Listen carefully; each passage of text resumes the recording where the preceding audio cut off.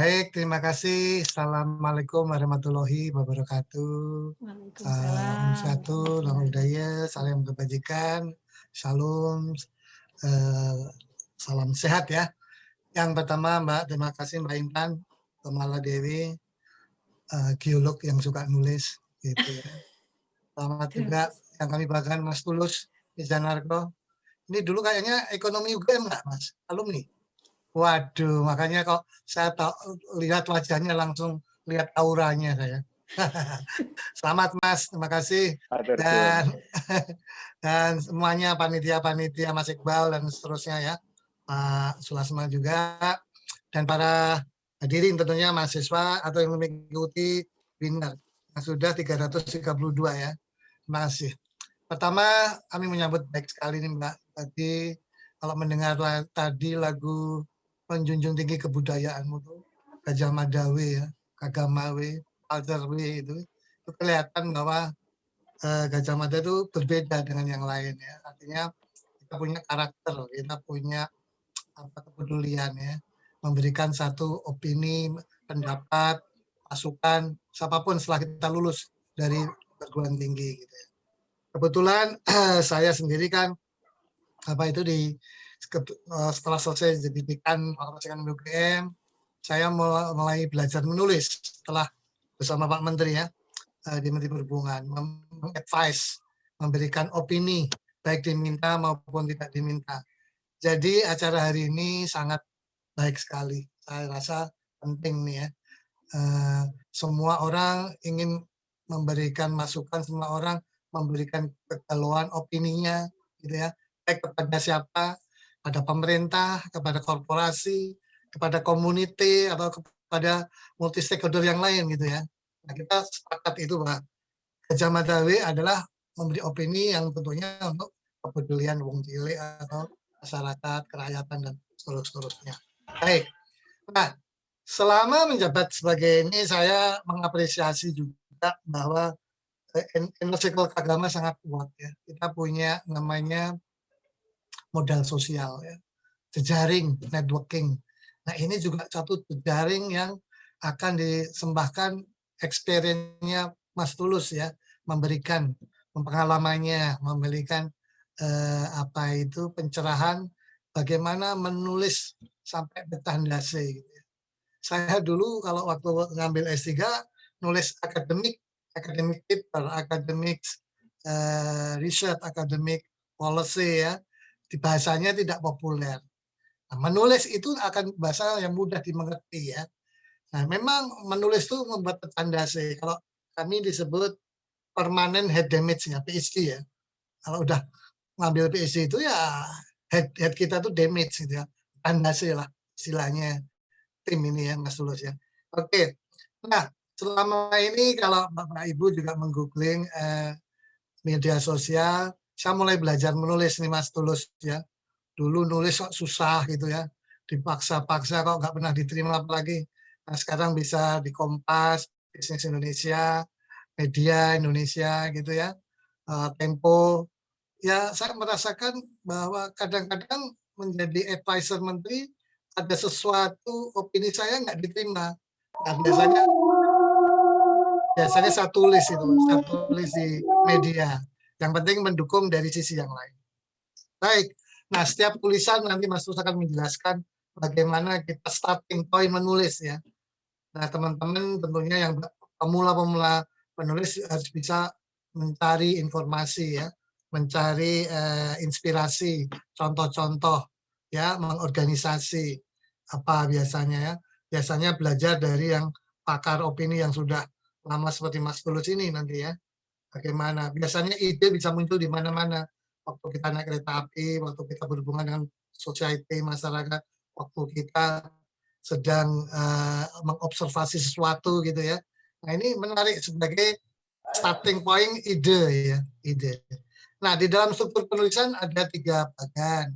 Nanti kita lihat ada introduction ya, bagaimana Mas Tulus akan memberikan clue. Introduction itu bagaimana yang menarik gitu ya. Yang seksi topiknya, judulnya, orang tertarik untuk membaca ini. Ini hari ini kemarin tanggal 3 Kompas saya nulis tentang pariwisata keberlanjutan ya. Saya tulis di situ di halaman pertama, saya quote satu statement orang terkenal di Amerika, Presiden Kennedy ya. Rising rising tide itu lift the boat ya. Kalau ekonomi membaik, semua boat-boat itu harus naik ke atas ya. Namanya rising tide lift all the boats ya. Artinya kalau pandemik selesai, namanya masyarakat akan terbawa semuanya. Tidak hanya yang bisa naik di kapal pesiar saja, tapi ya all the boats. Nah itu suatu ide. Biasanya di introduction kita quote gitu ya. Takut.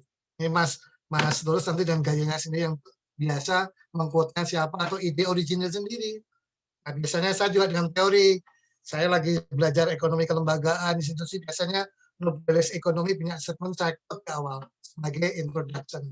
Nah, dalam introduction nanti tentunya kita mau organisasi apa yang akan kita tulis. Ada body ya, kedua body analisis ya, evidence. Membumikan, kalau kami membumikan teori gitu ya. Teori saya bumikan dengan evidence, data, figur, cerita gitu ya. Kemudian diakhiri kesimpulan. Kesimpulannya harus di statement lagi yang menarik. Ya, menarik. Misalnya di tulisan saya di Kompas tanggal 3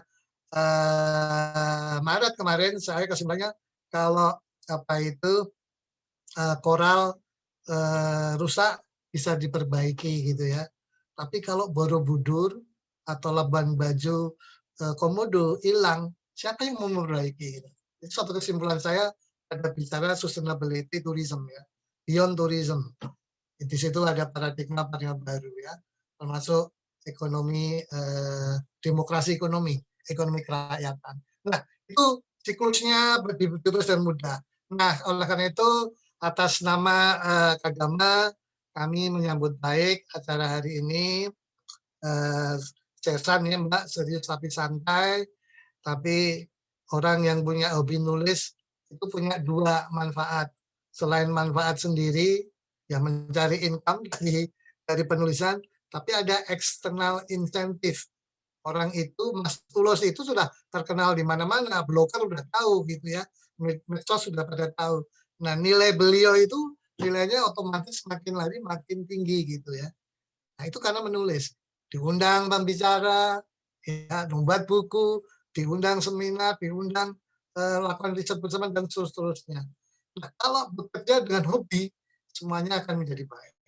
Jadi harapan kami di Kagama serahkan Mbak berlanjut seri ketiga nanti ya.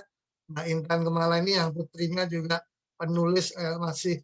Saya tuh dulu Mbak sampai dokter aja nulis nggak bisa. Majalah mading aja saya paling benci itu majalah dinding di SMA dulu aku SMA 3 ya. Suruh nulis sulitnya mengarang itu nilainya jelek ya. Nah baru muncul setelah saya banyak waktu di Jakarta, advisernya Pak Menteri, banyak ide-ide, belajar terus melihat di FEB UGM ada Pak Tony almarhum Mas Antono kolumnis, ya, ada Profesor almarhum Pak Mubiarto juga suka ngisi, gaya-gayanya bagus-bagus penulisannya sesuai dengan cultural UGM masing-masing ya, semuanya menonjolkan ciri-ciri originalitas. Ide itu baik sekali kalau kita tulis. Terima kasih, mudah-mudahan acara hari ini memberikan manfaat bagi kita semua. Tolong Mas Tulus di Janarto, jangan hanya di web, silakan datang ke kampus.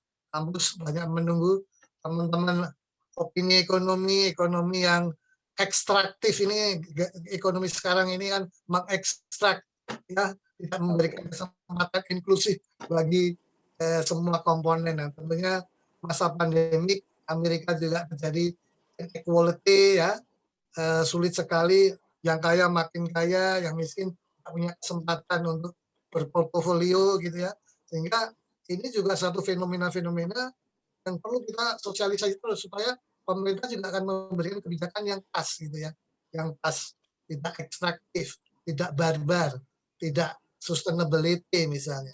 Hal-hal inilah penting untuk kita berikan opini, siapa saja bisa memberi opini sebagai government, sebagai korporasi, community, akademisi, ataupun stakeholder yang lain. Terima kasih, tidak panjang lebar. Silakan mengikuti acara hari ini. Saya mau monitor aja Mas Lus sambil ada webinar sebelah. Tapi anyway, terima kasih banget. Mudah-mudahan acara hari ini membawa manfaat, ada inovasi, ada engagement, berinteraksi dengan seluruh multi stakeholder di sini, ada impact. Nah, impact-nya apa nih? Nah, ini Mbak Intan harus bisa melihat setiap acara memberikan dampak apa, impact apa yang terukur ya, terukur. Itu yang harus kita lakukan setiap saat kita buat programnya. Deliver nggak program ini, walaupun ini sebagai opini. Terima kasih, mudah-mudahan semua tidak pecah dasi ya, tidak permanen head damage. Semuanya kita nikmati. Terima kasih. Wassalamualaikum warahmatullahi wabarakatuh. Selamat